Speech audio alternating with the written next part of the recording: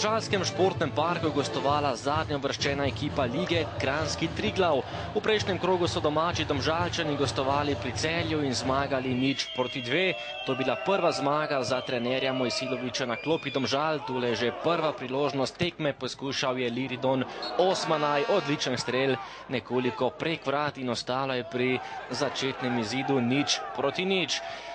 Na to priložnost za Kranjski Triglav in tale velika zmeda pred domžalskimi vrati. Med nogami Nejca Vidmarja je žoga končala v mreži, strelec pa je bil Dejan Burgar in še enkrat več pokazal, da je eden izmed najpomembnejših nogometašev Triglava.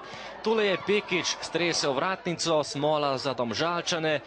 Do konca prvega dela pa še dva poskusa Gorencev. Najprej je poskušal Đurković po pregravanju, zatresel samo zunanji do mreže in še predložek po prostem udarcu. Najvišji je bil tokrat Dovžana, meril nekoliko mimo gola in na polčasu s prednostjo, z minimalno prednostjo, izjemno presenetljivo odšli gostujoči nogometaši.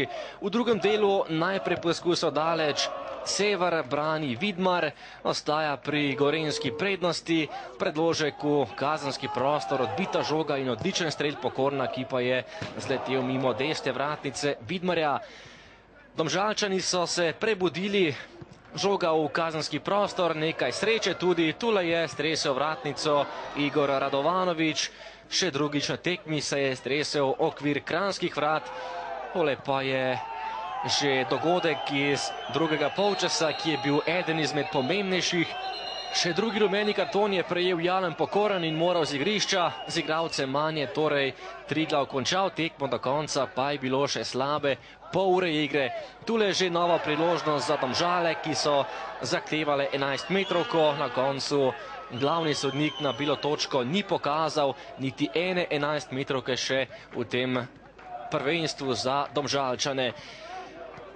Poskušal je tudi Drevenšek, izjemen strel tega nogometaša in še lepša obramba Pelka, ki je bil na pravem mestu.